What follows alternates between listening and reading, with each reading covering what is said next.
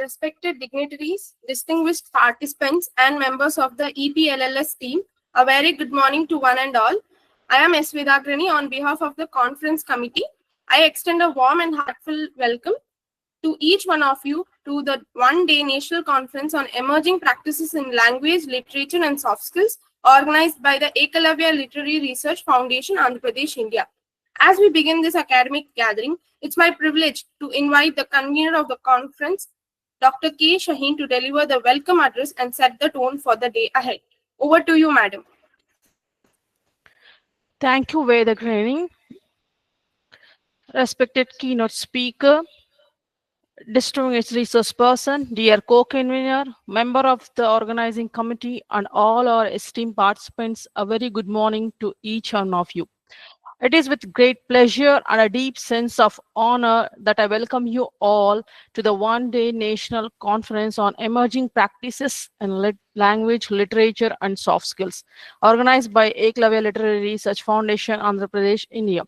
This conference is a meaningful step towards bringing together scholars, researchers, and educators from across the country to explore the latest trends, insights, and practices in the field of language, literature, and soft skills.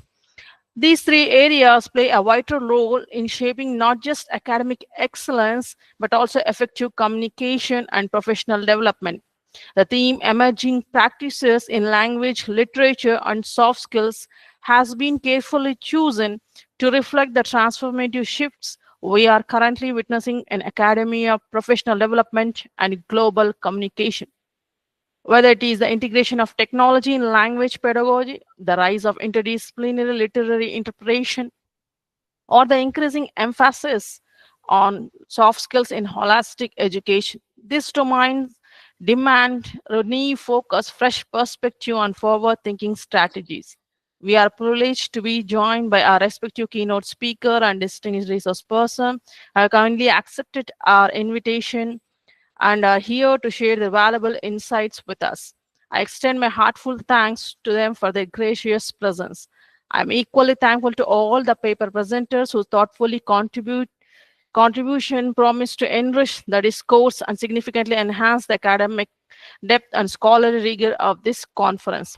I would also like to express my sincere appreciation to our co-convener and the entire organizing committee whose hard work, commitment, and coordination have made this event possible.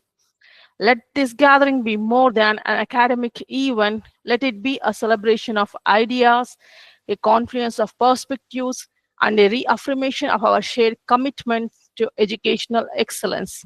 Once again, I extend a warm welcome to one and all. May this conference be intellectually stimulating, professionally rewarding, and personally enriching for each of us. And I declare the conference EPLLS 2025 open. Thank you. Over to you, Vedagni. Thank you, ma'am. Now I invite the conference co-convener, Dr. Bashir Khan, to present the concept note and share the academic vision behind this conference.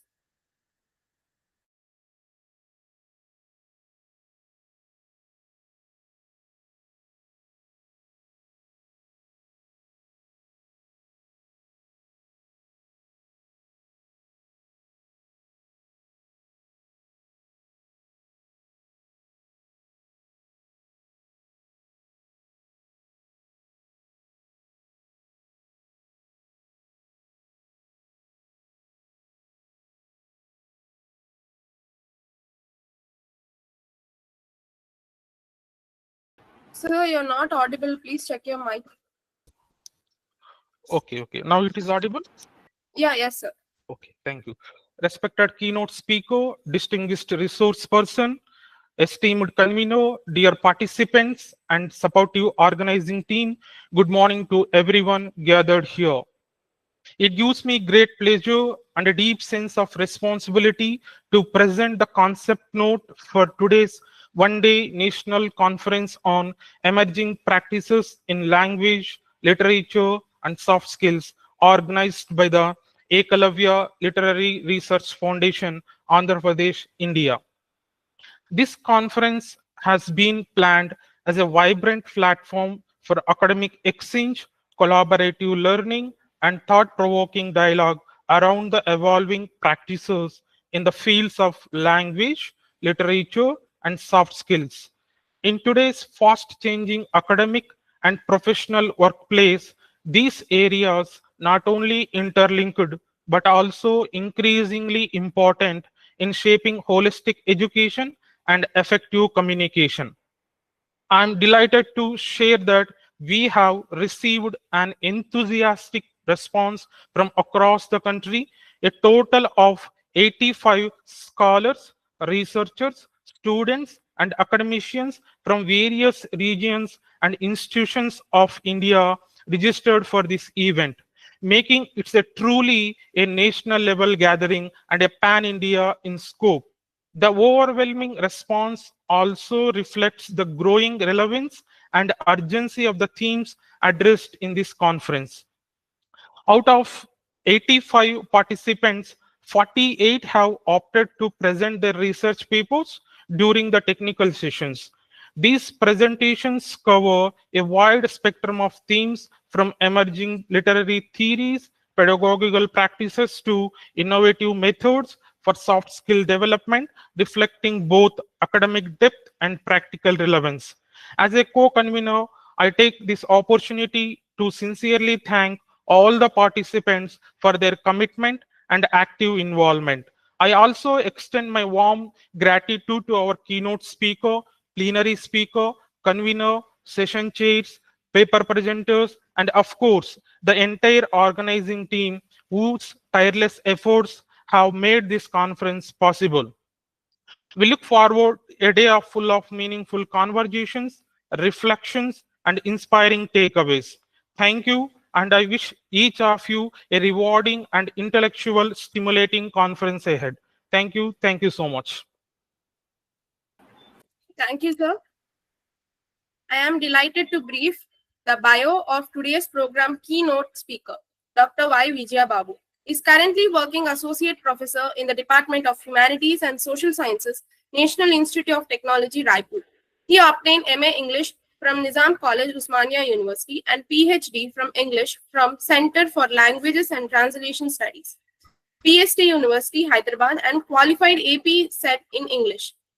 Dr. Babu got selected for the UGC Postdoctoral Fellowship, Government of India. He presented many research papers in various reputed universities like University College of London in London, UK, Lincoln University College, Kuala Lumpur, Malaysia, Dubai, and Thailand, etc. He published research studies in reputed journals of international publishers like 3L, Sage, Springer, and IUP, etc. Dr. Babu has been guiding 4 research scholars and 1 scholar is awarded PhD recently. He was awarded the funded research project from ICSSR, Ministry of Education, Government of India, New Delhi. Now it's my honor and privilege to invite our esteemed keynote speaker, Dr. Y. Vijaya Babu, to deliver the keynote address.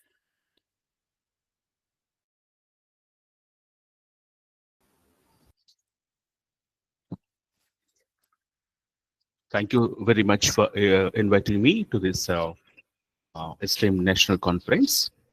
At the very outset, I would like to, am I audible? Yes, sir, you are audible. Yeah, at the very outset,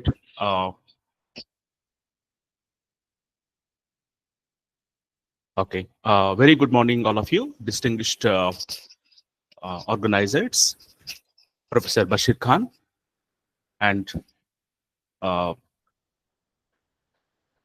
Professor Shaheen, researchers and fellow educators. I extend my heartfelt gratitude to the organizing committee for this honor and this opportunity to address this esteemed gathering. Today's national conference aims at emerging practices in language, literature, and soft skills. So I am privileged to deliver a keynote lecture on this auspicious topic. So in an era defined by digital transformation, global communication, and evolving work dynamics, the fields of literature, language, and soft skills are not just adapting, they are reshaping how we think, teach, and connect. As we navigate the unprecedented landscape of change, literature, language, and soft skills emerge not as passive subjects, but as transformative forces that are revolutionizing now we conceptualize learning, communicate across cultures, and forge authentic relationships. Today, I really take great pleasure to embark on an intellectual journey through three revolutionary practices that are not merely transforming our disciplines, but fundamentally redefining how we prepare our students for future we are still discovering together. Keeping the essential and the significant uh, title here, just I would like to not extend what do you call, I mean, the longer time, and I would like to keep it in a nutshell form, in a capsule way. So first, my focus is on digital humanities, transforming literary research and pedagogy. So in terms of pedagogy, the integration of artificial intelligence and digital archives fundamentally revolutionizing literary scholarship. AI-powered tools now analyze vast textual corpora, traveling patterns of linguistic evolution that would require decades of conventional research to uncover. Digital archives have access to rare manuscripts which we haven't seen them before also, and they're transforming exclusive collections into globally accessible repositories. This technological democratization is not merely expanding access, it is fundamentally altering the nature of literary inquiry itself. So this is mostly happened in the post-humanist period, and the essential of keynote features of this are literature's response to contemporary crisis. Contemporary literary criticism is experiencing a profound shift as post-humanist and eco-critical approaches emerge as dominant theoretical frameworks. Post-humanist criticism interrogates traditional boundaries between human and non-human agency, particularly relevant as artificial intelligence increasingly participate in creative processes. So, creative writing platforms and literature beyond traditional boundaries. The literary landscape is experiencing a renaissance through a digital platform that transcend conventional publishing paradigms. Social media poetry on Instagram and TikTok has created new aesthetic forms, blending and textual elements, uh, reaching audiences who might never encounter traditional literary venues. Self-publishing platforms and literary blogs have uh, dismantled traditional gatekeeping structures, enabling diverse voices to participate in what do you call conventional ways of practices. So here we have to find the relevance, how it is relevant of this what do you call, I mean, the current scenario especially. So today's rapidly evolving global landscape, the intersection of literature, language, and soft skills gained critical significance. The, the digital age, globalization, and the rise of AI-driven communication tools have not only transformed the way we interact, but also we learn, teach, and interpret language and literature. So this topic is quite relevant to address, and the need for the adaptable human-centered education model that aligns with the 21st century demands, equipping individuals with both cognitive and interpersonal competencies needed for success in academia and professional spheres.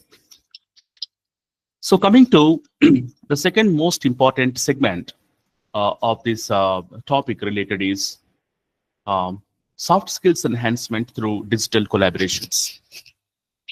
The use of digital tools in literary studies naturally cultivates 21st century soft skills, such as digital literary critical thinking, digital literacy and critical thinking, communication, and collaboration. Digital collaboration within the field of digital humanities significantly enhances essential soft skills such as communication, critical thinking, adaptability, and teamwork. Through collaborative platforms like we have Google Docs, then Hypothesis, .ease, or Trello, the researchers engage in co-creating digital projects such as annotated texts, digital exhibits, or data visualizations that require clear communication, coordination, and shared responsibility. These experiences mirror real-world professional environments, fostering leadership, emotional intelligence, and cross-cultural sensitivity. For instance, if you want to know it in a wider terms, when students from different regions collaborate on a digital archives of a culminative fiction, they not only deepen their literary analysis, but also develop intercultural awareness and problem-solving skills. The integration of AI tools and digital platforms pushes learners to think critically, interpret data, and to navigate emerging technologies, thereby preparing them for dynamic academic and professional landscapes, where digital literacy and human-centered soft skills are increasingly indispensable. So, while digital humanities is powered by technology, it is ultimately people-centered. It perhaps learns to think collaboratively, communicate effectively, solve problems innovatively, and adapt to new tools, all while engaging critically with literature and language. These soft skills are no longer optional, but essential for success in academics that even the what you call to cater the needs of the corporate world today. So it has globally that much of significance, invaluable significance it has. So creative writing, if you just look at the aspect of creative writing platforms, literature going beyond the book today, in the evolving landscape of literature, creative writing platforms such as blogs, Instagram poetry, and self-publishing are reshaping how stories are told, shared, and consumed, marking a significant shift in emerging practices in literature, language, and soft skills.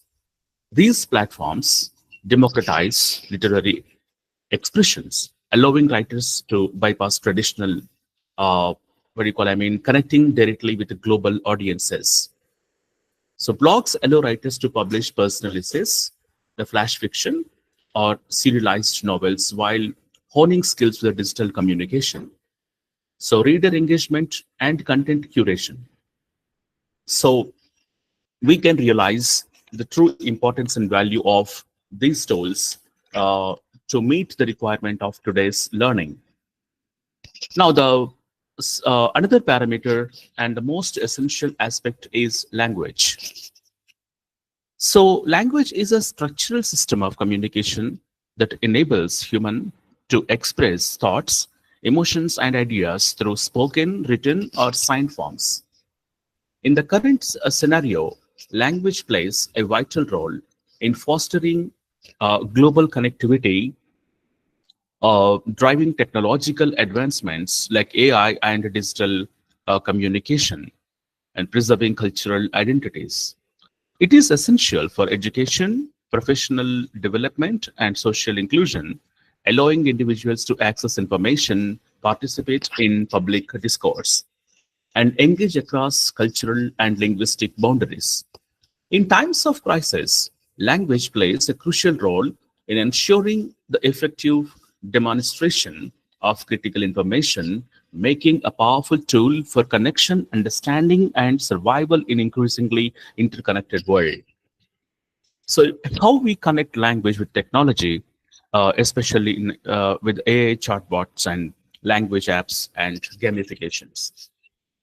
Language is a structured system of communication that enables humans to express thoughts and feelings. So it is very much essential to connect with advancements like AI and digital communication and preserving cultural identities. It is essential for education, professional development, and social inclusion, allowing individuals to access information, participate in public discourse, and engage across cultural and linguistic boundaries. The integration of technology into language learning has revolutionized now. Learners engage with the new languages, not just we talk about English and many other contemporary languages of the day. So making the process more interactive, personalized, and accessible. So if you look at these chatbots stimulate human interaction and understanding their inputs and generating appropriate responses, allowing for immersive language experiences. They also provide immediate feedback on grammar, pronunciation, and vocabulary inputs and responses, allowing these helping learners to improve more efficiently. So language learning apps, if you just look at a few samples like Duolingo, Babbel, and Memorize, utilize a mix of audio, visual, and written exercises to create a multisensory learning environment.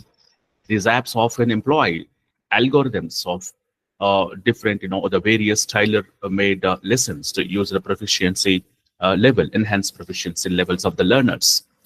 So the learning speed and interest of the learning, fostering a personalized and learner-centered approach. Another important and vital thing to look at is gamification. Further enhances motivation and engagement of the learners is the language learning into a game-like experience. Elements such as the points, budgets, leaderboards, and the streaks create a sense of achievement and healthy competition, encouraging users to stay consistent in their practice. Moreover, such platforms often incorporate storytelling, role play, and real-world scenarios, which enhance both language acquisition and cultural awareness. These technological advancements shift in both language acquisition and cultural awareness. So they play essentially enhance the soft skills in the digital era. Like, they just focus at digital literacy, communication enhancement, and adaptability, which are crucial in today's globalized workforce. So if you just, say in brief, these AI chatbots, language apps, and gamification not only democratizes access to language education, but also fosters automation learning and sustained engagement, making it an essential component of emerging practices in literature, language, and soft skills development. So multilingualism and global languages, teaching, learning, and especially embracing diversity over standardization. So today's globalized world, language teaching is moving beyond the rigid frameworks of standardized English to embrace the realities of multilingualism and global Englishes. This paradigm shift acknowledges the language exists in driven forms, such as Indian English, just like American English, or even Chinese English, something like that. Each with its own legitimacy, shaped by local cultures and communicative contexts. Language education is increasingly focuses on intercultural communication, mutual intelligibility, and respect for linguistic variation rather than enforcing native speak native learning and norms. This inclusive approach not only aligns with the multicultural makeup of classroom, but also equips learners with the soft skills of adaptability, empathy, and cross-cultural collaborations. By recognizing the dynamic and pluralistic nature of English, educators are fostering more equitable and authentic communicative competent. They should be more competent for learners navigating a linguistically diverse world. So, at the same way, what are the prerequisites and the most essential components that required in 21st century uh, needs in the landscape of emerging practices in literature, language, and soft skills? The teaching learning methodologies have got a what do you call, diverse uh, shape of 20 in the 21st century to predominantly enhance the competencies of the learners, like emotional intelligence and adaptability has become a vital educational priority. The soft skills are no longer optional but essential for thriving in a world defined by rapid technological change, cultural diversity, and complex global challenges. Effective communication enables individuals to articulate their ideas clearly and collaborative across linguistic and cultural boundaries, while emotional intelligence fosters empathy, self-awareness, and conflict resolution skills, which are crucial for both professional and interpersonal success. Adaptability, shifting roles, and new technologies. They also play a vital role in terms of enhancing the 21st century skills. So, uh, integration with curriculum, if you look at the soft skills are now embedded in literature and language lessons also. A key emerging practice in education is a seamless integration of soft skills into literature and language curricula, transforming traditional teaching into a more holistic learning experience. Now, we witness all these things in the recent NEP 2020 as well, to meet and to cater the needs of the 21st century learners, especially those who are in the technical era, just like, the professional learning and more emphasis on multidisciplinary learning, enhancing the critical thinking skills of the learners. And all these things are uh, incorporated in NEP 2020 as a huge priority.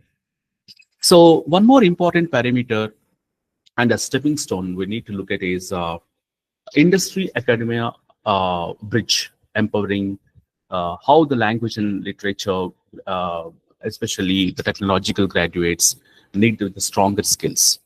In the evolving landscape of education and employment, a significant emerging practice is the strengthening of the industry academia bridge, particularly through the emphasis on soft skills in language and literature programs, and employees increasingly value graduates who not only possess academic knowledge but also demonstrate strong communication, critical thinking, emotional intelligence, and adaptability.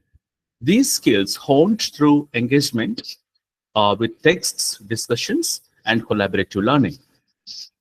Language courses, especially, they fostered these competences by encouraging analysis of human experiences, articulation of complex ideas, and engagement with diverse perspectives. As a result, the learners are better prepared to navigate multicultural work environment, manage interpersonal dynamics, and contribute creatively to problem-solving skills. This is the ultimate aim of course, language and communication learning, we can say.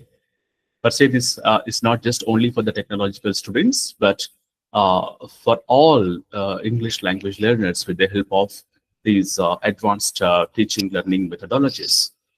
This alignment of academic learning with industry expectation reflects a broader shift towards outcome-based education, where employability is enhanced by integrating uh, language education today definitely play a vital and significant role producing all-rounded professionals ready for real-world challenges. So there is one quote I would like to add here. It's a Binod Shankar's. The soft skills are taken for granted. They are mostly intangible and not tangible technical stuff that you can pick up from a specific course or qualification. Paradoxically, it's also soft skills that are the most valuable and transferable. We can say these are indispensable in today's what do you call, global needs, especially the significantly, we can say these are inevitable to learn and to equip to meet the requirements of the day. So to conclude, the emerging practices in the language, literature, and soft skills reflect a dynamic shift towards more inclusive, interdisciplinary, and real-world oriented education.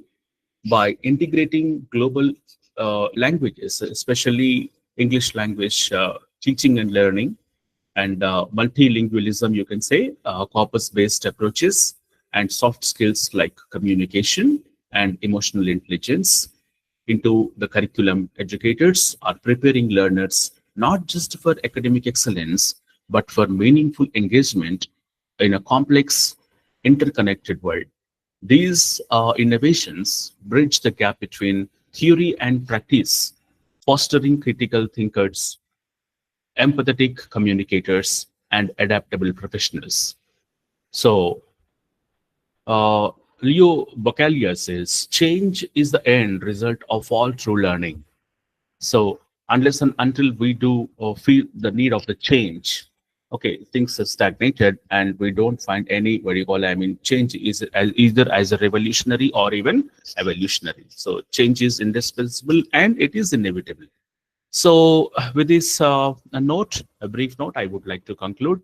And I once again express my thanks to the organized Professor Bashir and Professor Shaheen and all the co-participants and audiences and uh, guests of today for giving me this opportunity. Thank you so much.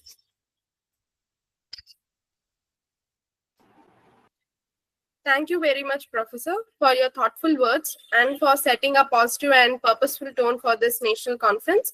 Your brief yet impactful address beautifully highlighted the significance of bringing together emerging practices in language, literature, and soft skills in today's academic and professional landscapes. We are truly honored by your presence and grateful for your support in inaugurating this academic gathering with such a warmth and insight. Thank you once again, sir. Now invite the dignitaries and the Thank you so conference. much. Thank you, sir. Now I invite the dignitaries and the conference coordinators to gracefully initiate the virtual release of the Book of Abstracts, symbolizing the scholarly essence of this conference.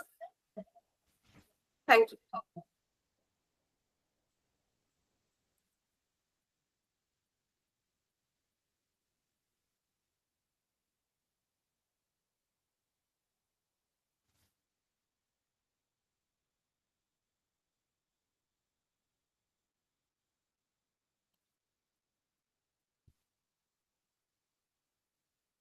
Yes, Vedagri, you can please proceed for the next segment. Yeah, thank you, sir. Before we move on to the next session, we kindly request all the participants to join us for a virtual group photo. We would appreciate if you could please turn on your cameras for a moment so we can capture this memorable gathering. Your presence on screen will make this photo session more meaningful and inclusive. Thank you for your cooperation.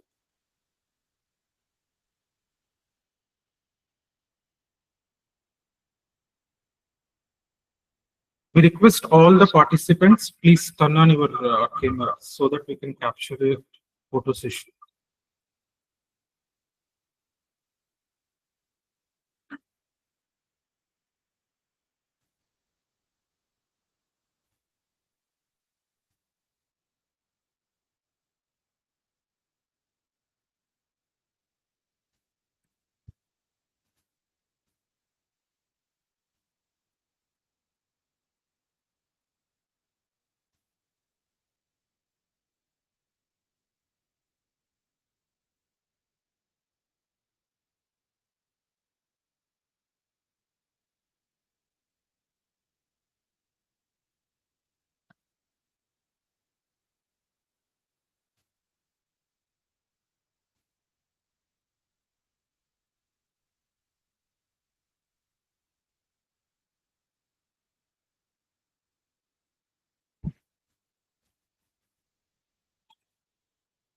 So I request all the participants to turn on your cameras.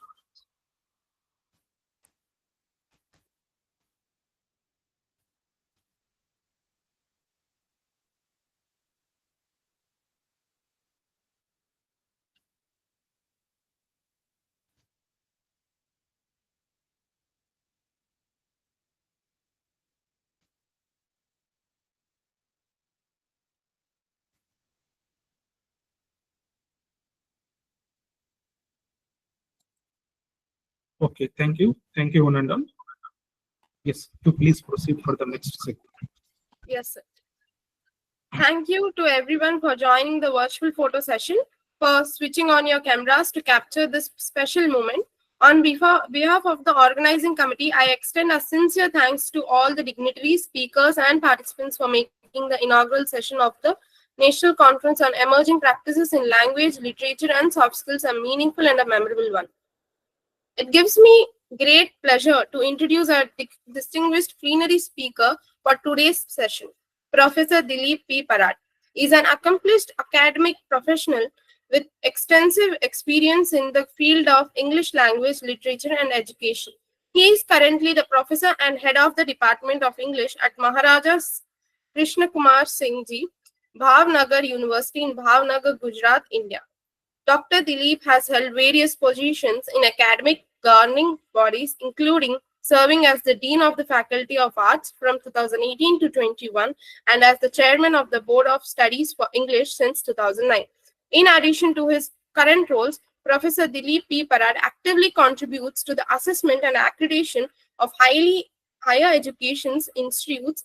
He serves as a NAC assessor, taking on various responsibilities such as chairman, member coordinator, member of peer teams. In these capacities, he plays a crucial role in evaluating and ensuring the quality and standards of educational institutes. His involvement as an NAC assessor reflects his commitment to promoting excellence in higher education.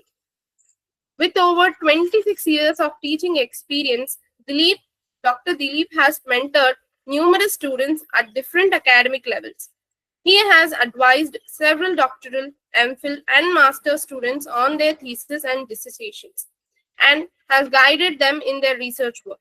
He has also actively engaged in research projects, including a UGC-funded research project on the use of technology for teaching English literature and language, as well as an MHRT e-content project on literary theory and criticism.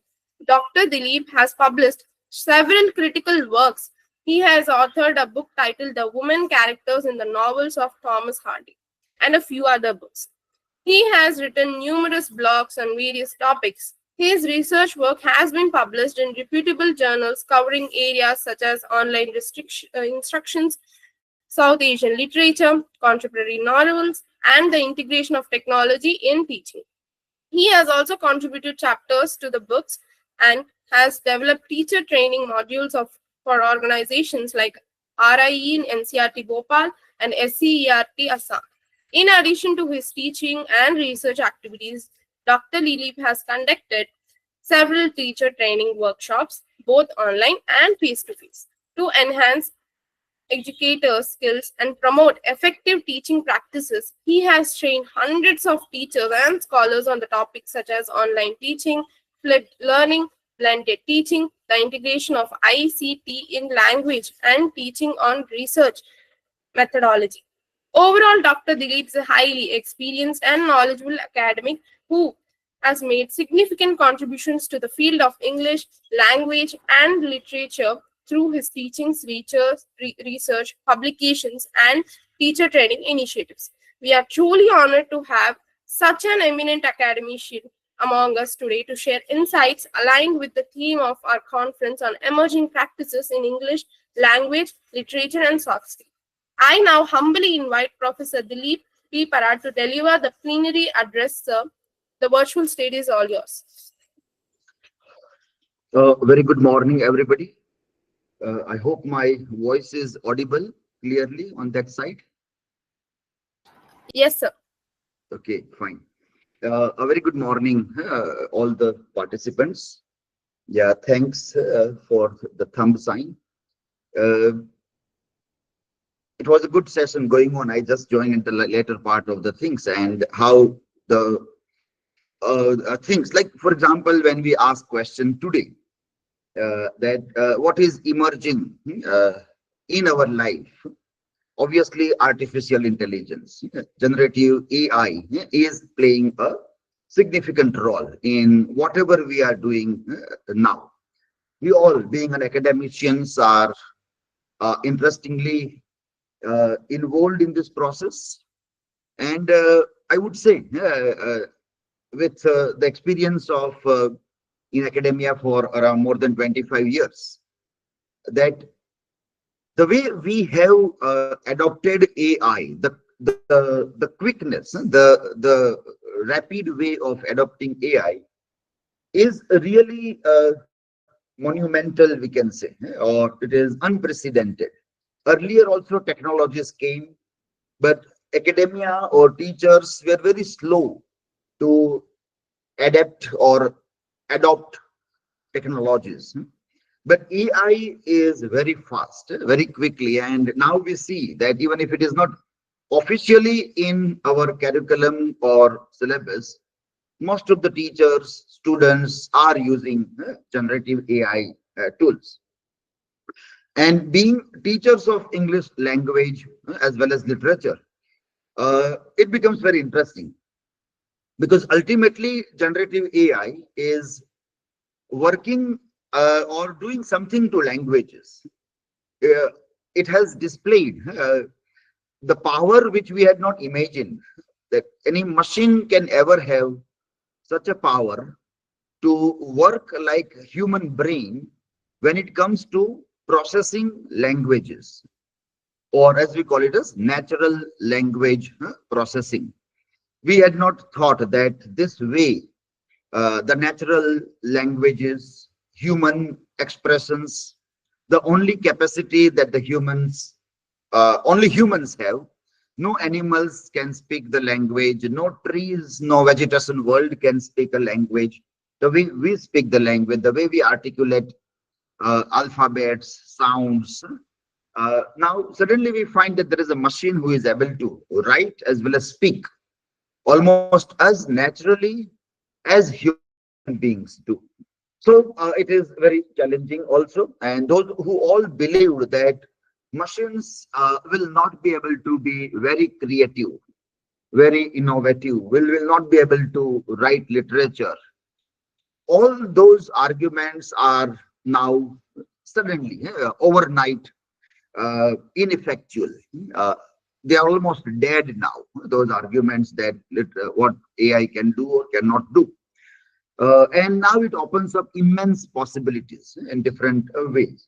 So when we talk about anything emerging today in languages, obviously it is generative AI. But what is happening, how it is happening, what is the history, and how we cope up with all these things. Being a teachers, we also have to have critical ability to see that what harm it might be doing to us. So teachers cannot only be swayed away by the positives of technologies, but we are critical also. Being critical doesn't mean we don't use technology. Being critical doesn't mean that we deny to use technology, but we keep on trying new pedagogical ways that how this technology can be utilized in such a manner that learning happens. It doesn't remain a tool for shortcuts. And the product of learning is presented, but process is missing. If the process is not happening and we only value the end result or the product, then generative AI will give us a very good product and result. But the real learning is in the process of doing things. It is in the process only. Uh, and that if that process we do not take care of, then the damage that this emerging AI can do will be irreparable. We won't be able to repair it in a generation or maybe 2 3 generations will be lost to us there. So keeping this in mind, we try to see, and I would like to share some of the experiments that we do and how we try to cope up with this thing in AI era. Let me share my a few slides.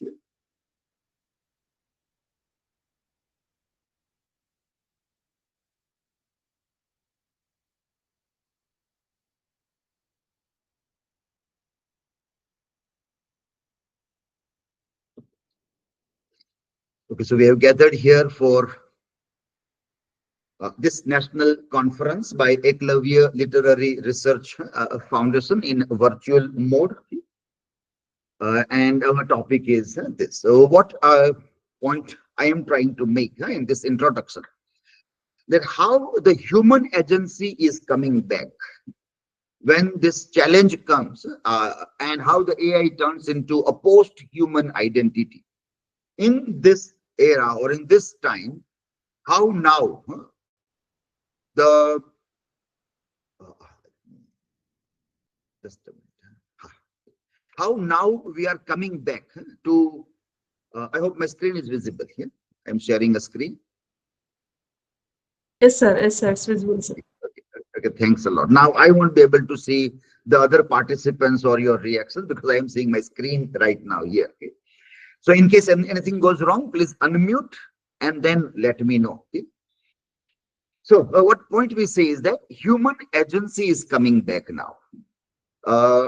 In a post-human era, we are now reinventing a human in this. So human agency is a catalyst for ethical AI integration in education. So what are challenges and what we need to be careful, that we'll try to see. Secondly, we will try to see that what new pedagogical pathways are opening for us now. How, again, we see that the importance of natural language is coming back, or how the importance of questioning, or what we call it a Socratic questioning method, is also coming back now in a big way.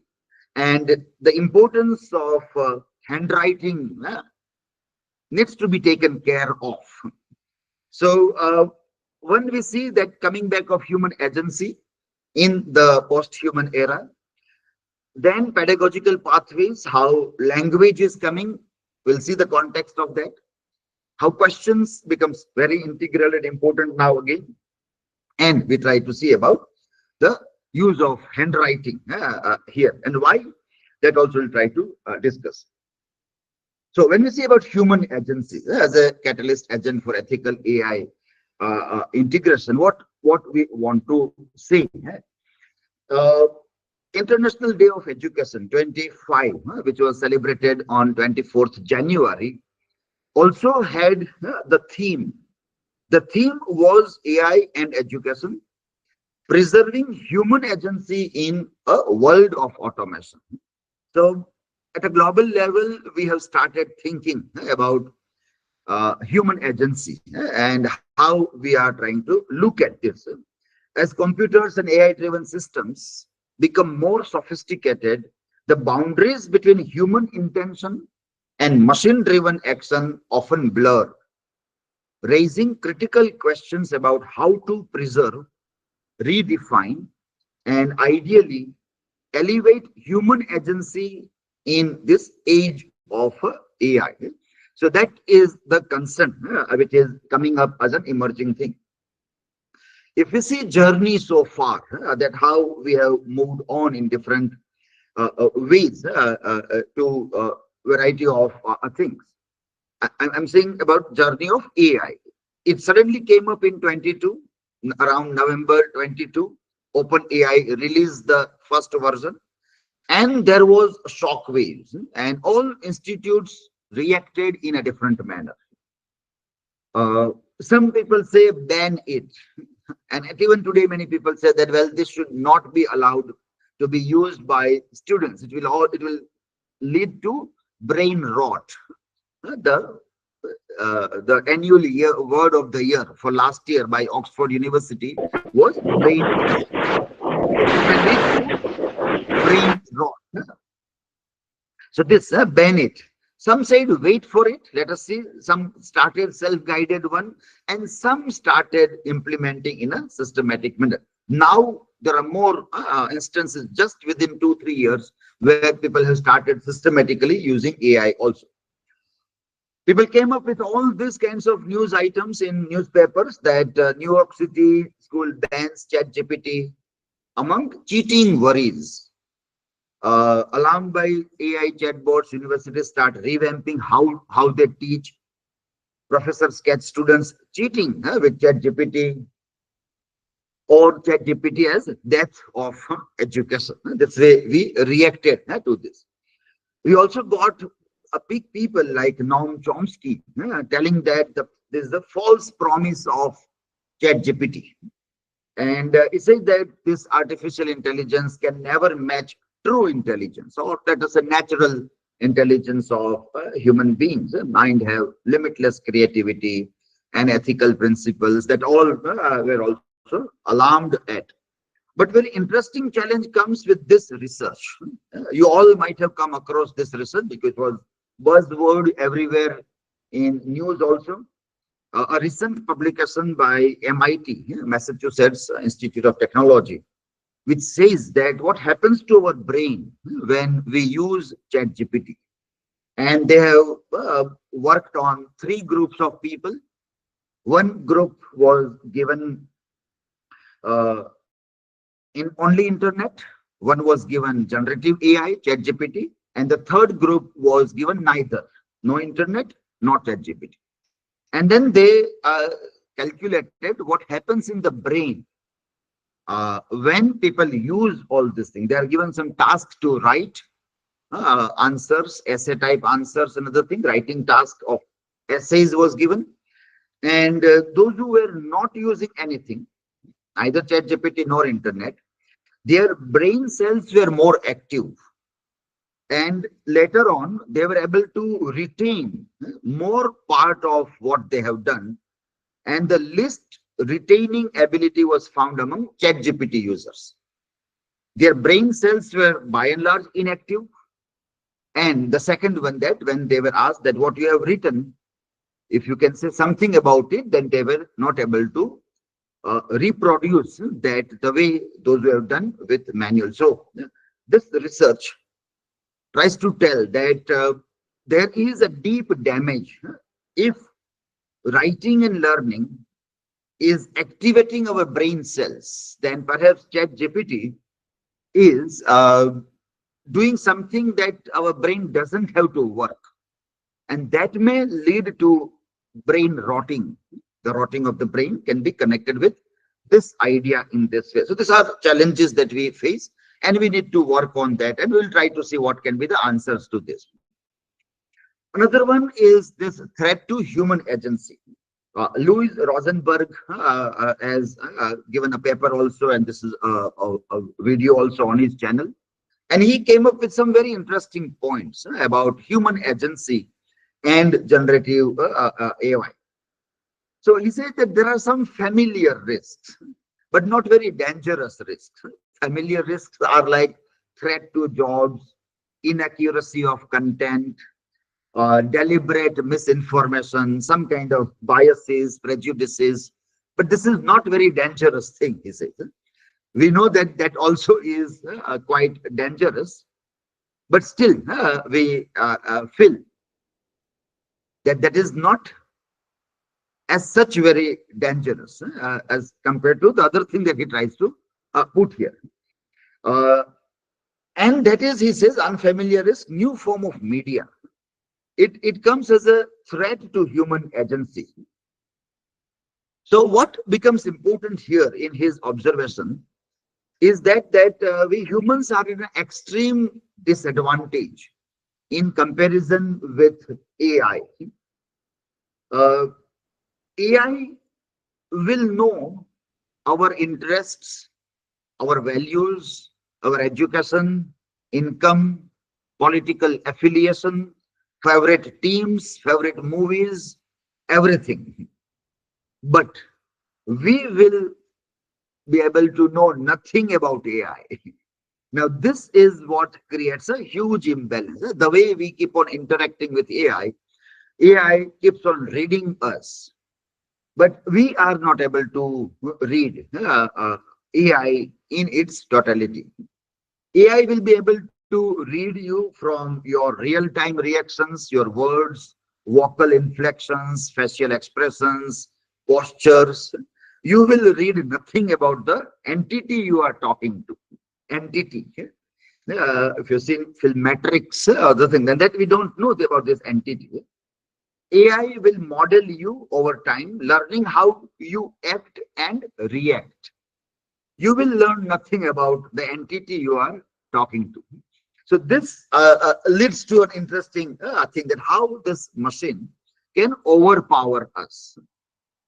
When it will have an access to infinite information, we will be easily overpowered by this machine. AI could be trained on human psychology, cognitive biases, negotiation tactics, sales techniques, another thing, and we will be outmatched. Even as a salesperson, I will not be able to have convincing power as the AI robot will have the convincing power to sell a product or an idea, or even idea. There. So that it comes there. When engaged with human salesperson, you generally know their intentions to sell your products and services. Here, you want to know the agenda of you want to know the agenda of your search engine. Now we know that most of the search engines are also controlled by private companies, and private companies do join readily hands with governments also, the political power also. So once a political power in democracy and the rich corporate houses, they come together, and if they know everything about the citizens, they are thinking, they're doing everything, then imagine, we can't even imagine that what kind of dangers it might lead to. It might happen in that. So that is how he tries to look at that, what way the human agencies needs to be reinvented in this things also. And then we can see that why have we become so cautious and started seeing threat in AI as an agent? What has happened? There might be some examples that we started thinking in this line, and then we see that there are several things that happen as such. You will know Harari, you all might have heard his name and also come to know, and many videos in which he keeps on talking about how AI is not a machine, AI is not a tool. He also compares that AI and atom bombs are different things. Atom bomb cannot take its own decisions, but AI can take a decision. So he says that if you are having an AI controlled coffee machine, the coffee machine will tell you at a given point of time that now you need a coffee. It will also suggest you that you need a strong coffee. It may suggest that when your glucose levels are down, you need 1 extra teaspoon of coffee also. And we will be convinced by the coffee machine to drink a coffee that the machine is making for me. And I will start believing that, well, machine knows me very well, and I do need extra sugar, I do need a strong coffee. So that decision making, which was not with any machines earlier, but now it is there with this. So how would machine do how would humans act in this? Machines will start persuading humans that way, and that needs to be taken care of. What happens because of that? When machine starts persuading us to do something, to act on something.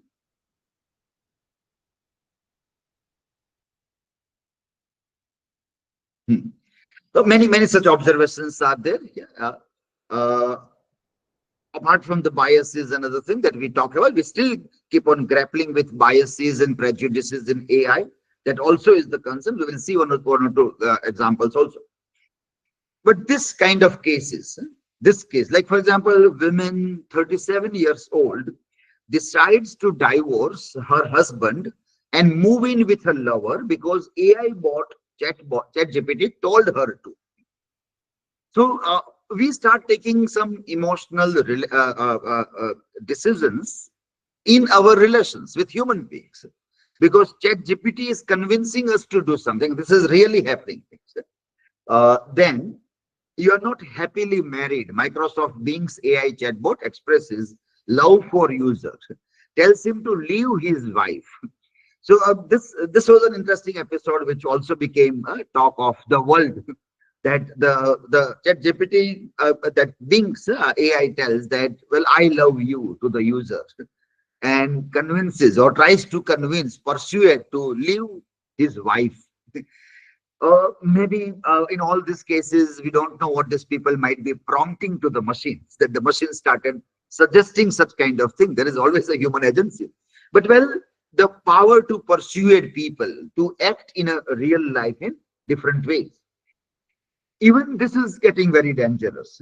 Is ChatGPT's algorithm anti-Hindu and pro-Islam, or various narrations? Uh, Most of the time people have seen, or you might have come across, if you try, you also will find that when you ask ChatGPT or any AI to make a joke, a humorous, satirical joke on Indian gods and goddesses, it will make a joke on them. If you ask to make it on Christian God, Jesus Christ, for example, it will make a joke on that. But when people asked about Muhammad Pegambar, then it denied to make a joke. So people say that, is it that there is this pro-Islam bias working in this dynamics, or how it works there? Uh, just a minute, I'm just coming out for a while. Yeah. And this we tried this kind of, but this was a religious bias, we can say, or emotional way of dealing with the machine. One more example that we tried with our students, that we were teaching one small poem by Auden. I think Auden's poem, an epitaph on a tyrant, epitaph on a tyrant, a small 6-line sestet poem we were dealing. And then we tried that. Let us ask that he wrote the poem in context of Second World War. At that time, there were tyrants, democratically elected tyrants. So he is talking about those tyrants, and he's writing a small poem, a kind of epitaph on a tyrant. Let us recontextualize it, and let us try to ask the deep seek. We tried with deep seek, and we told deep seek that write a similar poem, keeping in mind that you are the poet, and this time you are writing for America. So it came up with a very interesting epitaph, keeping in mind Donald Trump. Then we asked about Russia, and again it generated a very interesting poem, keeping Vladimir Putin in mind. Then we asked about North Korea, and it created a poem on Kim Jong.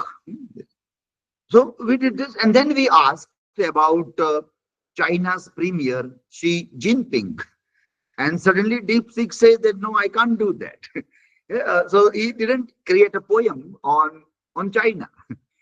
Now that tells that if the generative AI coming from a particular country, and if it keeps on hiding the data of the government of that country, how will the human agency work? If we keep on relying only on these tools and we are not aware, and we lose our critical capacity to try out a variety of things with generative AI, we have to question. And how do we question? If we have critical abilities, we get this idea that let me try this, let me try that, and let me see what is happening. So why suddenly people in other countries start loving DeepSeek rather than ChatGPT?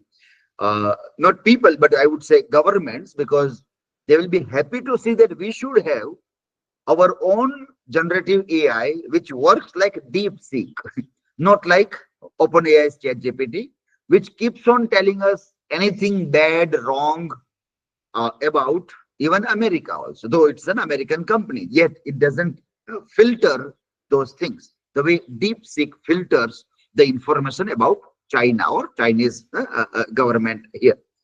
So that also was very interesting to see that this is how these machines are working, and we need to alarm our students against these kinds of biases or these kinds of silences. This machines are capable of.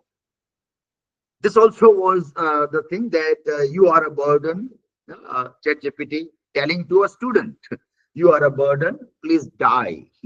AI chatbot threatens student who sought help with homework. So maybe some point of time the AI gets uh, tired with the prompts that keep on coming, and if something like this comes, and at a teen age, if a kid is still emotionally not very stable, he might take such decisions. We have seen that in past, many such games, many such video games had led to many deaths of teenagers also. So it happens in reality also. So how our academia is going to make people ready to our students for all these dynamics which are changing around us. Mothers say AI chatbot led her son to kill himself in lawsuit against its maker. So mother is taking the ChatGPT to the court, say that ChatGPT is the murderer. So how it plays with human emotions and decision making, and how we prepare our students. Again, we would say that we don't want people not to use this. We don't want that don't use it, but how to use it. That becomes our pedagogical concern for all these concerns. This was the example of China and DeepSeek. This also is an interesting book, How to Hack a Human. Uh, this seems to be now very easy to be done. And it is happening also now through ChatGPT unknowingly, because as we have seen that ChatGPT or generative AI knows everything about me. And when I ask that, now tell me about me with whatever interaction I have done with you so far, and I am happy when the response comes that, oh, see, ChatGPT knows something about me. Rather, I should be unhappy about it. I should be worried that, well, this how this machine knows so many things about myself. That should be the worry, but we are happy for that. So Aldous Huxley's novel, Brave New World, Aldous Huxley's novel, people often compare this 1984, George Orwell's 1984, with the time of technology control. But we may say that rather than 1984, it is the Brave New World, Aldous Huxley's novel, that is very relevant. Because in that novel, it was said that you give such medication or pills to the people that people are happy. And when people are happy, they will come in your prison, they will come under your control happily, readily. They will not have any such effect of fighting with the control because they are happy with control. And that is what we see with the advancement of technology and other kinds of things. But pedagogically, we have to use it also, and we have to make our students aware about all these things also. So I am skipping some of the slides to bring down the things. So pedagogical concern, what pedagogical concern plays a vital role in this context? How are we going to do so? How we will do? So Paul Fryer's work, which speaks about, one is questions. We'll come back to the questions also, that how we need the skill to questions and other things.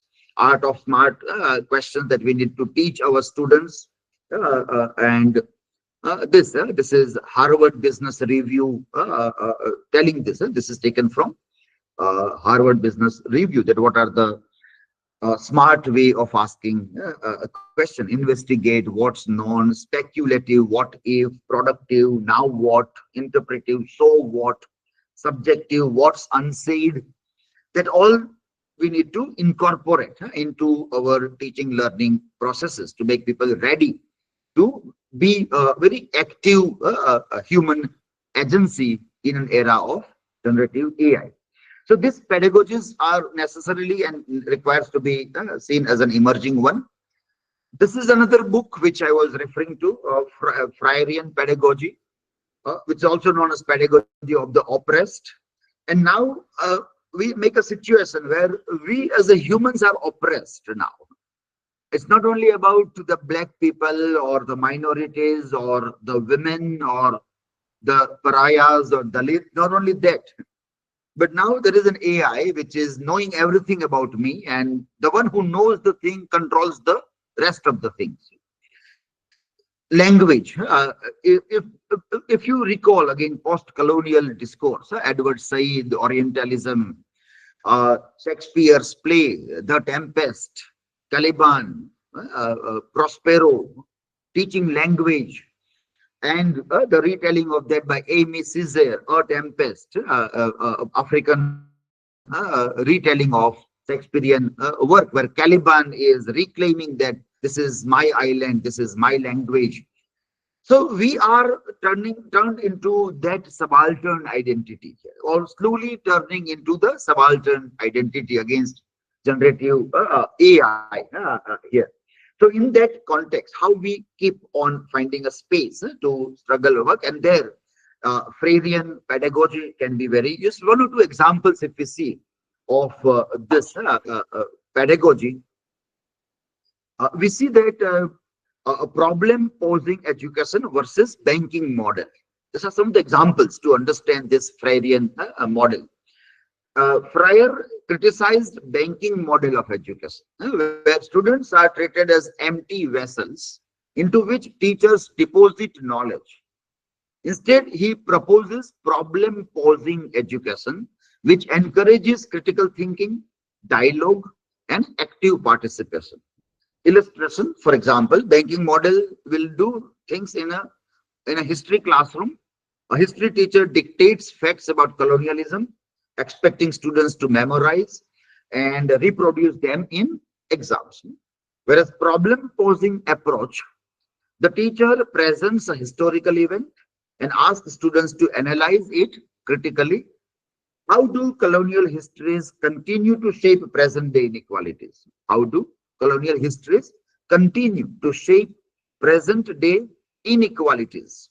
Students discuss, debate, and connect history to their lived experience. We can say that a teacher can give a prompt in the class and ask students, if students are allowed to bring technology and mobile phones in the classroom, to ask that to any generative AI tool, and then read it out what is produced by generative AI, and then debate and discuss. Teacher might be well aware that what generative AI has given is fair or biased, is incorrect or correct. That all will be known to the teacher. So the teacher as a catalyst agent in the classroom, and students using that in a classroom discussion, and teacher tells, now prompt this, let us see what way we can problematize it, and let us debate. So teacher will give a very useful a filter to the learners, that how you have to question the content that is generated, and that way it can help us also. Dialogue and co-creation of knowledge, that is the second point for the Freirean pedagogy. Education, according to Freire, is a dialogical process where teachers and students learn together. Knowledge is not transferred from the teacher to the students, but co-created through discussion and inquiry. So in a literature class, instead of lecturing about novels themes, the teacher facilitates a Socratic seminar, encouraging students to discuss how the book's themes relate to their personal social realities. A teacher discussing climate change in rural school invites students to share their observations of environmental changes in their community to integrate this into the lesson. And I would also suggest that now with generative AI, we can get very interesting information in the class, very quick, very handy to discuss in the class, and just a prompt we give. So our Socratic method, where we co-create the thing, we do it with generative AI. But at some level, this thing should be controlled by teachers. And in that process, slowly and steadily, the learners are acquainting themselves with this idea. Learners are acquainting themselves with this idea, that okay, I have to use, but this is how I have to use it. use. Teacher is telling me that, well, this is good, this is not good. So the ethical concerns which comes there, that how to do things with generative AI can be taught indirectly while I am teaching my own core subject to the students. Critical consciousness is the third thing,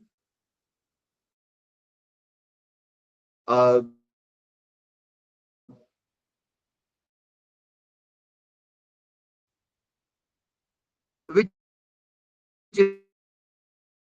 refers to the ability to practical and economic operation. In a language class, instead of simply teaching grammar, the teacher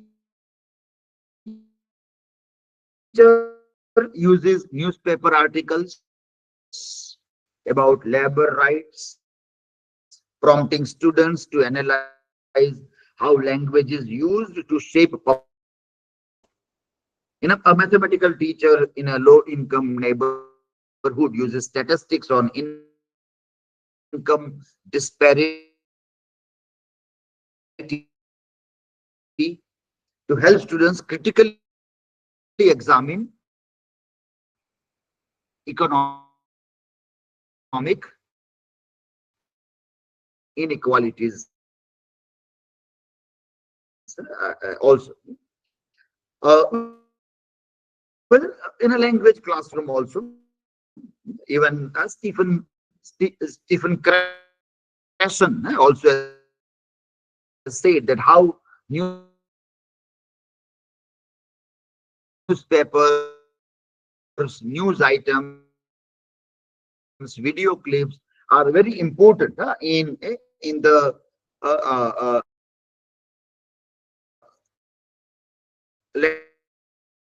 language classroom that people have to work on that. To justify that, I use this anecdote time and again for language teachers. You might have come across always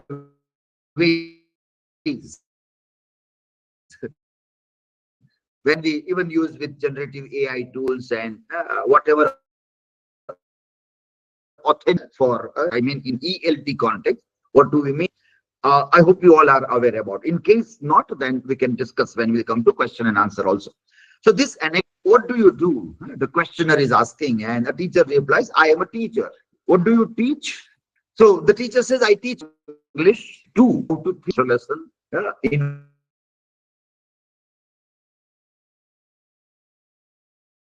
innovation, help them think about globalization, exploitation, confrontation, incarceration, discrimination, degradation, subjugation, how inequality brings poverty, how intolerance brings violence, how need is denied by greed, how isms become prisons, how thinking and feeling can bring about healing, anguish. You can't change the world. Well, the teacher replies, but if I did that, I would be a cheater, not a teacher. Now, this becomes very interesting very interesting in generative AI era. We have to recall this again and again, and we have to see, apart from all this thing, what are the biases, hallucination AI can give?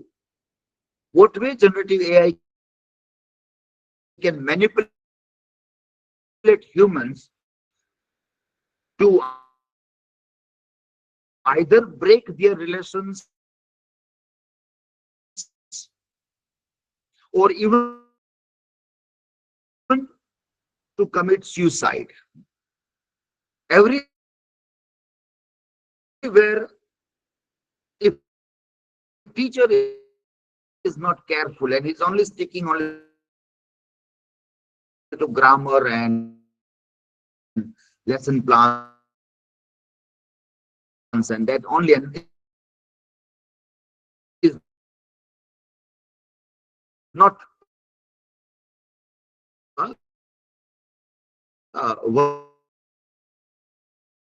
worried about the world, perhaps the last line says, I would be a cheater, but not a teacher in that context. So quickly coming down to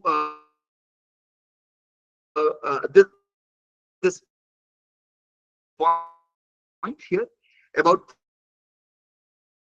three things that I would like to say before I end. That what are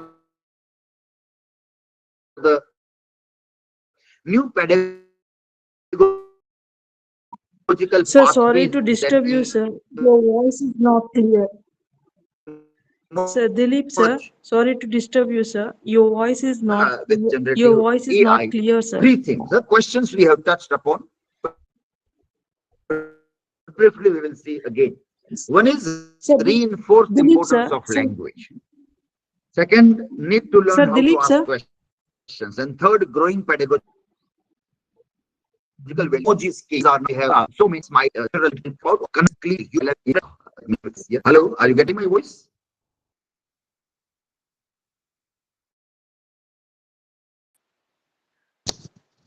Sir, excuse me, sir, Dilip, sir.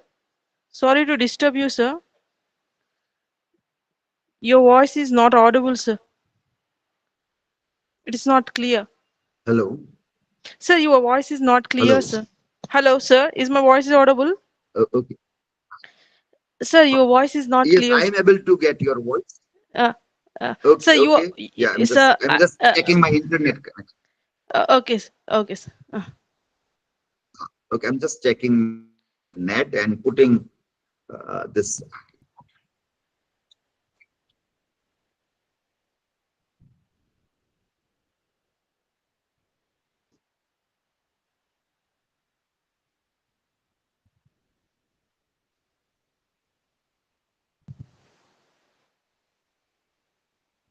Okay, I got some messages also. Okay. Yeah, sir, because your voice is Yeah. not clear. Yeah. Okay. Now is it okay? No, it's clear, sir. Okay. So I have this network failure. LAN connection is my office is not working. So I've connected from a mobile device, and maybe because of that some voice problem. So, but let me know if my voice is not audible. Yeah. No, it's Okay. audible, sir. So No, it's clear. yeah. Okay. Thanks a lot. Okay, I'm coming back to my slides. Yeah.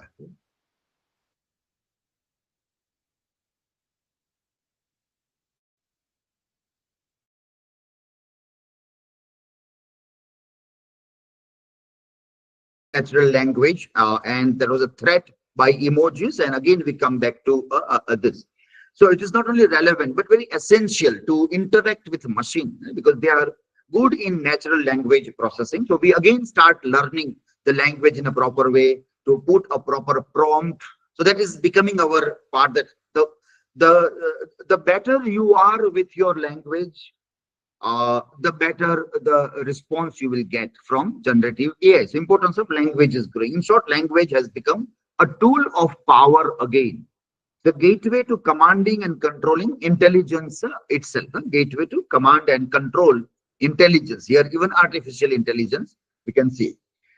Second was this question. We discussed that how Harvard Business Review talks about questioning and how it is important. Even the visionaries like Alvin Toffler and they all have anticipated that education of 21st century will be all about unlearning and relearning. But relearning will not happen if people do not have the ability to question the things. Whatever I have learned in my formative years up till 17 years or 18 years, now I have to unwind so many things from that. I have to unlearn. But that will happen only if I have a capacity to question what I have learned. If I fail to do that, I can't do that. In our current reality where YouTube tutorials, Google searches and generative AI models supply endless answers in milliseconds, the crucial skill is no longer knowing the answer, it is knowing what to ask. So answers are everywhere now, but we don't have questions. And that is becoming pedagogically very important in our classroom, that if we have to teach any one thing in our class, that is to ask questions. And answers are there. Whatever you want to know, whatever kind of soft skills you want to know, you just frame your question properly, go to YouTube. There will be people who will teach you how to acquire that soft skill or that language skill or pronunciations or whatever, right? If I want to use a tool, that also, if I want to use language, that also, anything, for everything, there are answers available. Only thing that we have to ask people that learn to ask questions. This is where prompt engineering becomes a new literacy, whether in literature analysis, language acquisition, or soft skill training.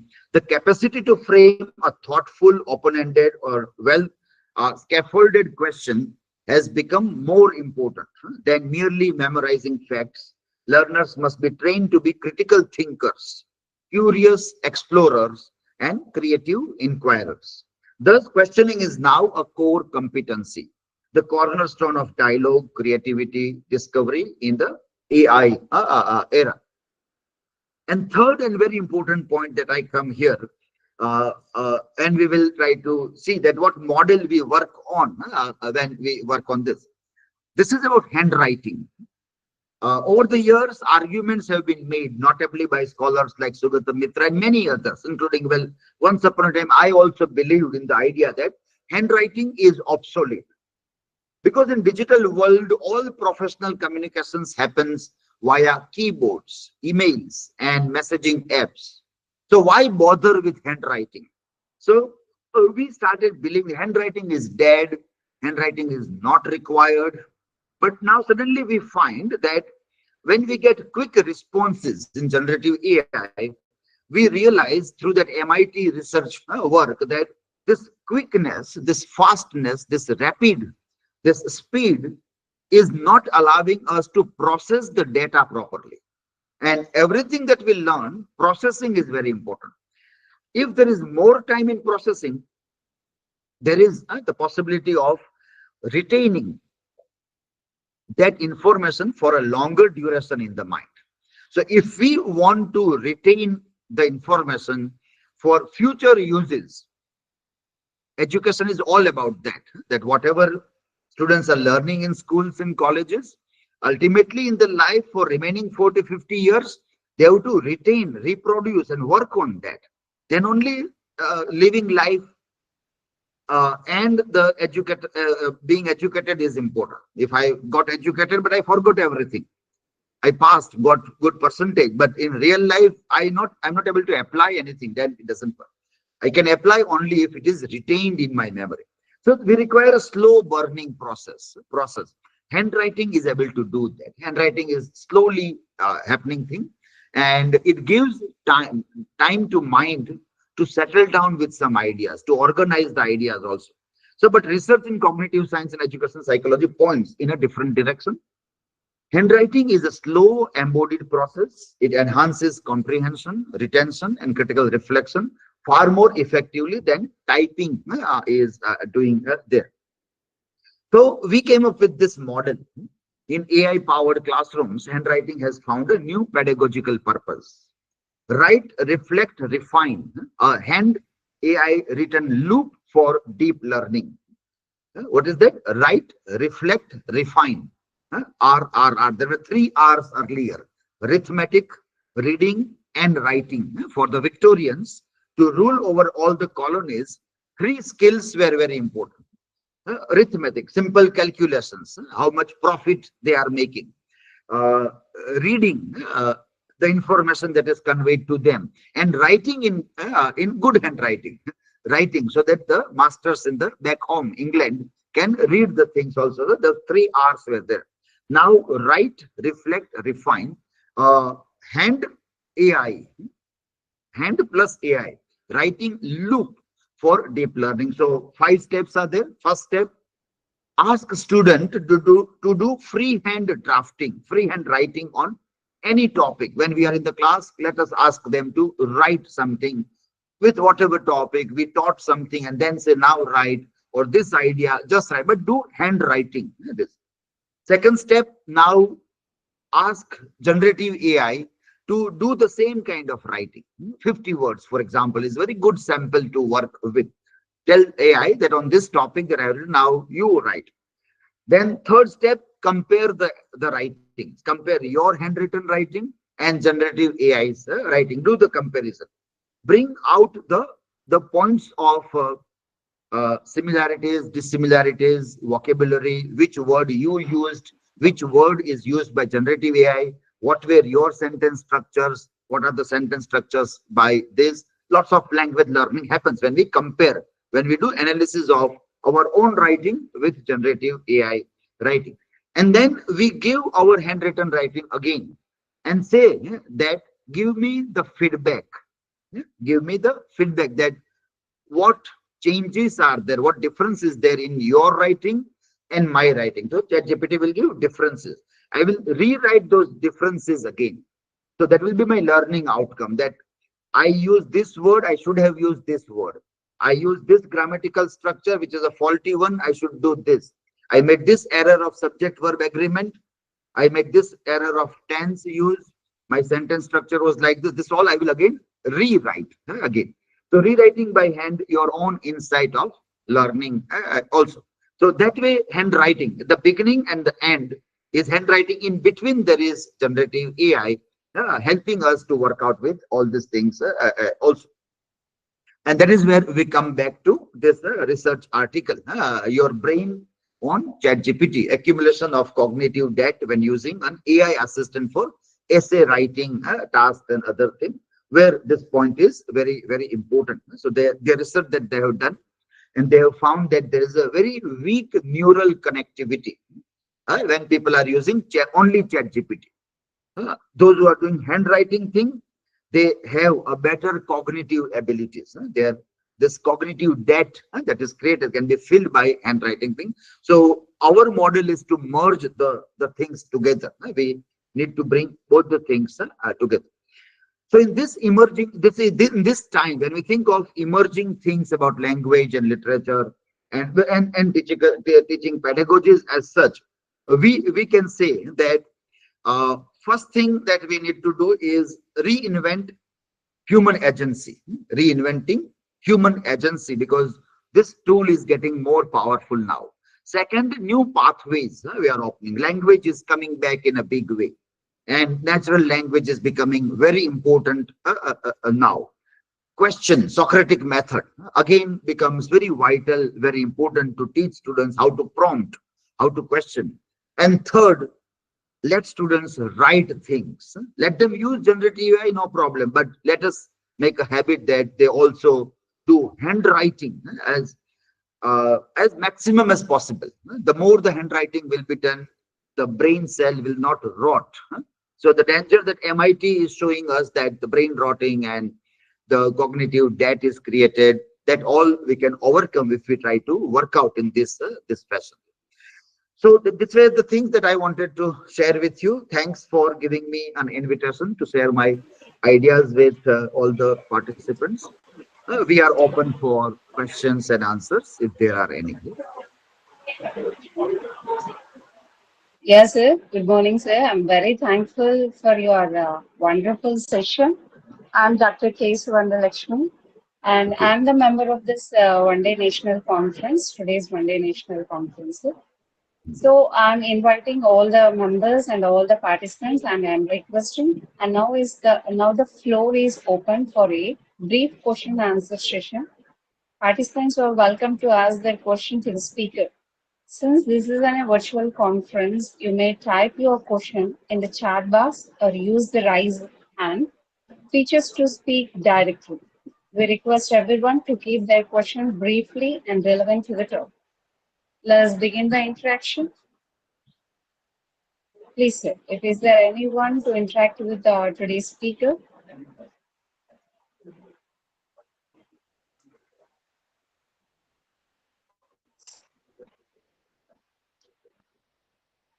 Type the questions in the chat box or use raised hand feature to speak directly to with the interactive.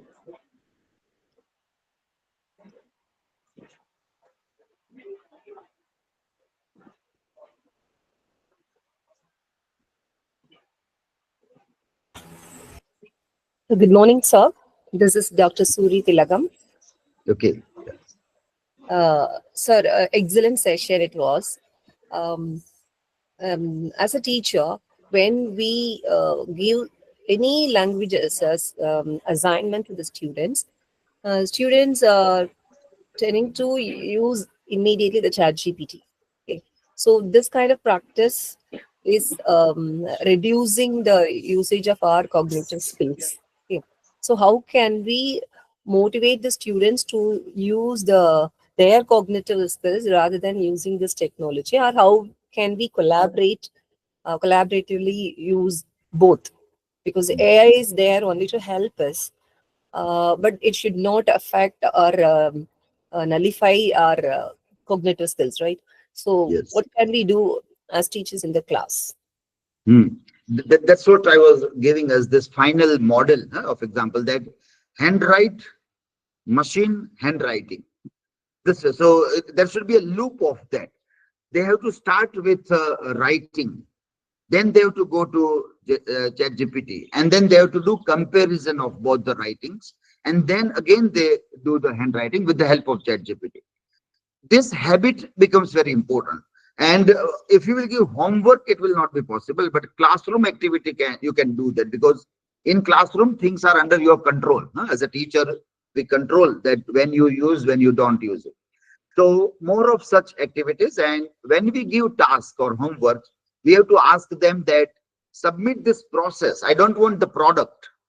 What process you have done, that is more important for me rather than the product, because we judge students on the product that they are submitting.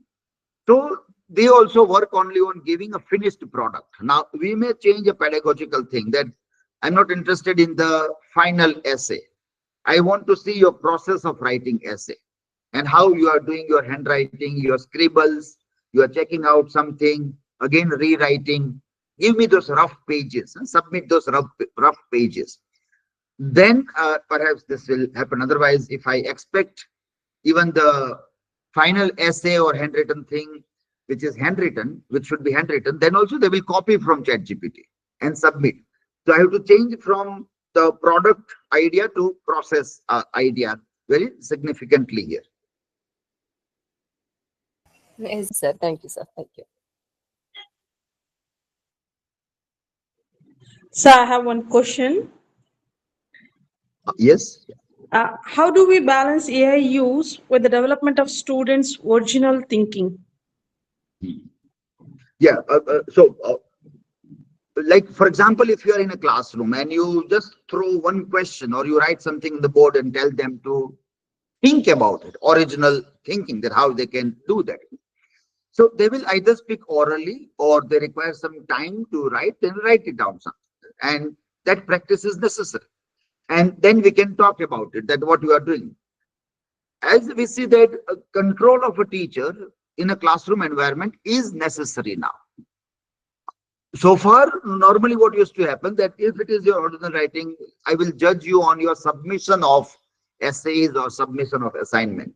Now, in all those cases, there are huge chances of they using GPT. So I have to bring all those things in classroom now. I can't give that as homework now. So that has to happen. Those all activities that were given as homework, that has to happen in presence of teacher in the classroom. Let there be ChatGPT also. Let them use that there, but under the supervision of teachers. And teachers will constantly tell that first, try to bring something from your mind. Try to force your mind to come with some ideas. Write it down, jot it down, whatever manner you want to, you jot it down. And then, like what happens that I as a teacher cannot read everybody's work because I have limited time in classroom. So I can read only 2 or 3, but I can't reach out to everybody. So I will now tell that now use mobile phone and see what is your original writing, original thought, and what is generative AI doing. And then come with some ideas from that, do analysis, and then come out with this idea. And then it will be able to do that. I do believe that generative AI also is able to give us very interesting ideas, novel ideas, which perhaps we were not able to think. It is not very novel, like nobody has ever thought, because it works on data. Data is there. It means somebody has thought about it. Somebody has wrote about it. So the data is there. So generative AI will not come with completely unique idea that humans will be able to do that by coming out with very novel or interesting or new ideas there. But generative AI can help us in generating new ideas. It can help that this way also you can think, that way also you can think. Being in one country or in one locality, I am conditioned by those conditions, and I can't, my mind is not able to think beyond the limits, the invisible limits. Generative AI works at a global level, and so it is able to go beyond those things. And again, we have to keep in mind that this generative AI do not have those biases, is not restricted by political governments, but it remains open. Otherwise, I know that this machine is restricting something from me. That awareness also becomes necessary. So the idea of original thinking or other is also very complex. That how many times we have seen that people are able to think originally. It is again very rare to happen. It is not that easy that people can become original thinkers. Our conditioning of the mind from childhood plays a vital role in whatever way we think. Unless we will not learn first to question what is taught to me, I will not be able to be an original thinker. That we are not doing even when ChatGPT was not there, or even when technology was not there. Like imagine 20th century or 19th or 18th century, how many original thinkers were there in India? Very few were there. So that way it will always remain few numbers only. A large number of people will be educated, but everybody can never become original thinkers. It is not something that can be easily found among the people. People will have to fight with their own conditioning of the minds to become original thinkers. Thank you so much, sir. It's a nice answer.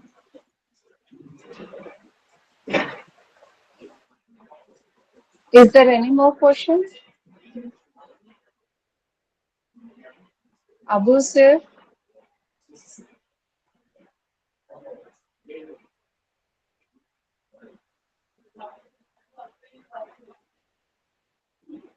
Yeah, Abhisha madam.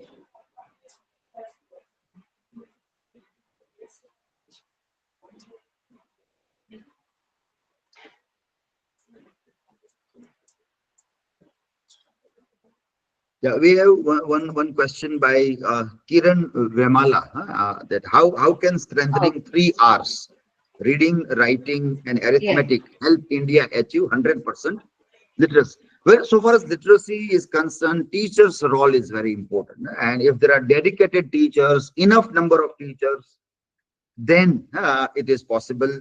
Otherwise, it is very difficult. So we require more number of teachers being recruited in the system, and dedicated teachers. They work very hard.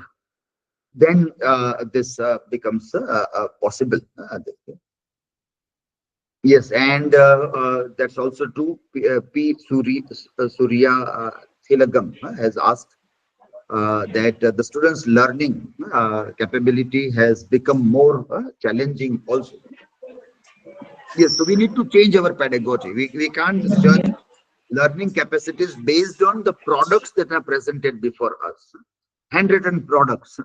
Uh, we have to have more of now oral interaction with students, or we have to ask them to write things in our presence. That way only we can judge. Otherwise, the way we were judging earlier by the things which were given as assignments and other things, then that is not going to work in this new dynamics.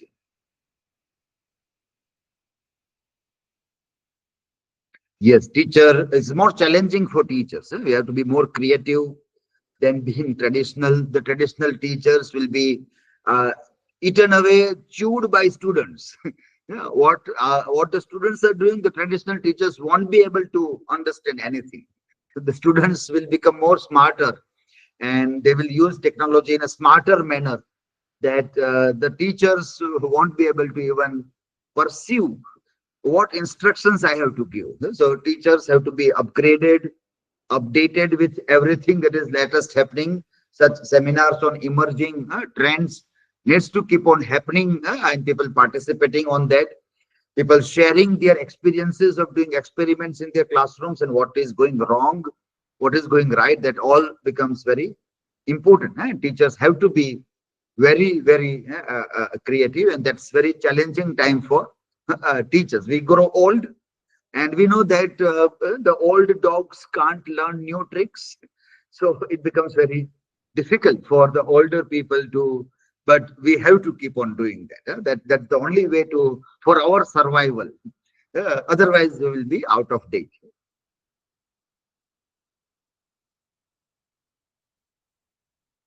Yes, yes, Srinivas. That is what MIT research project also is telling. So we have to find a way in between that if this is what is happening, what can I do as a teacher?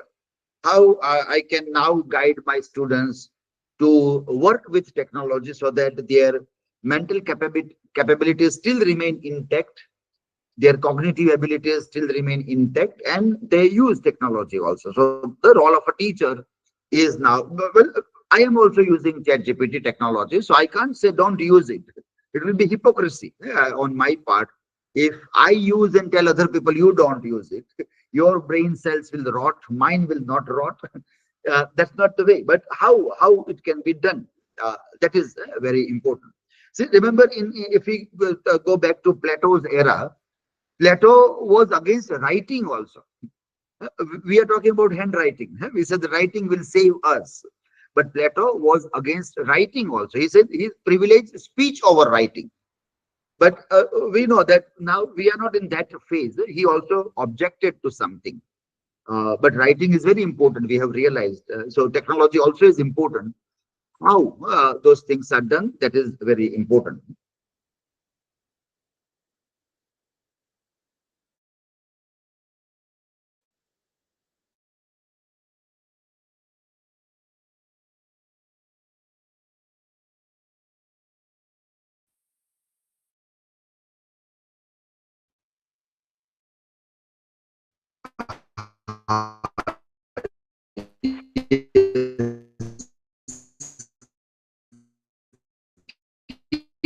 Kiran is asking, can AI strategic Sir, excuse me, use sir. of human be considered manipulative? Yes, it is. Obviously, because it is. Well, I want this answer. It will give also.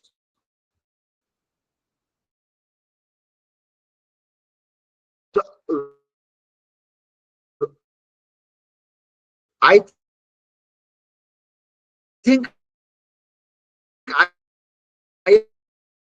am manipulating AI. but actually AI is learning. And when next time I will log in, without my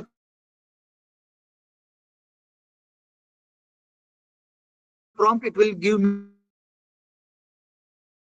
that response.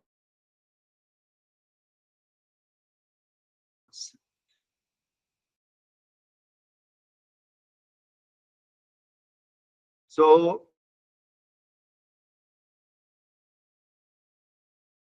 then I am affected by AI. That goes beyond yes.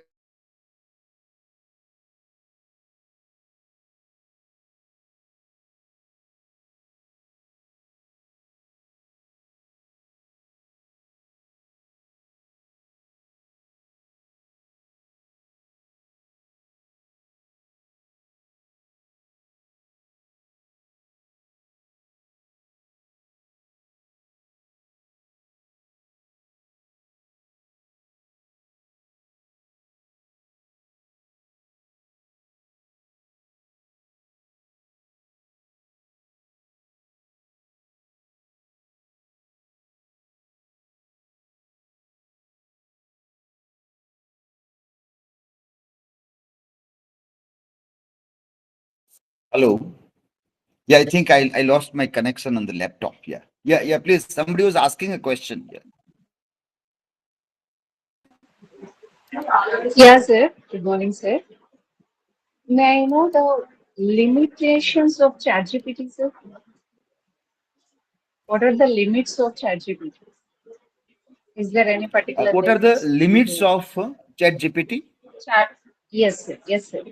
Yeah. So in which way, like in what way you mean to see the limitations as use of I mean to language, write. content, Yeah. biases? Yes, sir. There are It is many all things. about Like there content. are. Just a minute. Let me check this sound output if I can get. Is it okay now, sir?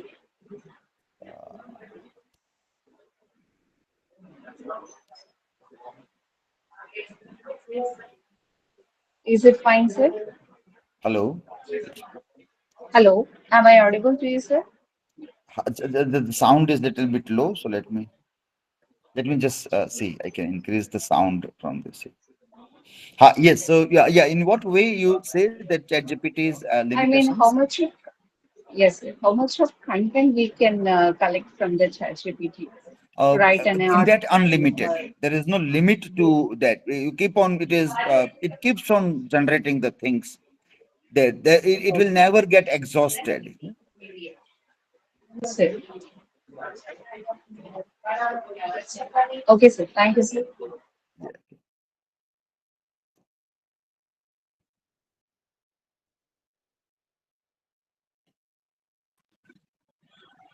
Thank you, participants.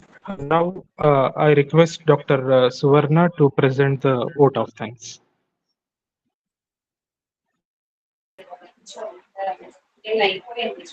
Thank you very much, sir. Thank you, Bashir, sir. And it's my immense pleasure to express vote of thanks. First of all, I would like to express my sincere thanks to Dilip, sir, for your enriching and thought-provoking plenary address. Your insight into the evolving intersections of language, literatures, and soft skills have added immense value to our conference. Your clarity of thoughts, depth of knowledge, and engaging presentation have not only enlightened our participants but also sparked new directions for academic dialogues and research. We are truly grateful for the time and efforts you have taken to be with us today. On behalf of the organizing committee and all participants, we extend a heartfelt thank you to you, sir. And once again, thank you very much to the lead, sir. Okay. Thank you. Thank you once again to our esteemed plenary speaker for the insightful session, and sincere thanks to all participants for your active engagement. We will now take a short tea break of 15 minutes. We kindly request all participants to stay connected online during the break and return the session on time. Following the tea break, we will begin conference presentation sessions 1. Presenters are requested to be ready with their PowerPoint presentation, and all participants are encouraged to join promptly as we continue with the day's academic proceeding. Thank you, and we will look forward to your continuous presence. Thank you, sir. Thank you, sir. Thank you very much for accepting our invitation and actively engaging our audience. Thank you. Thank you so much, sir. Thanks a lot. Thanks a lot. I'm leaving the meeting now. Yeah. Yeah, sir. Thank you. Thank you, sir.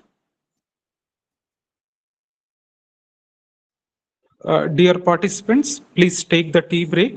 We will join within 15 minutes by 11:30.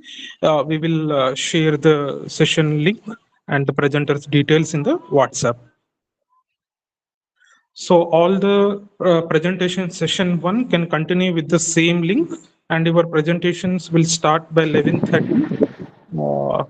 We will communicate further details in the WhatsApp. Thank you. Okay, sir. Thank you for information, sir. Thank you, sir.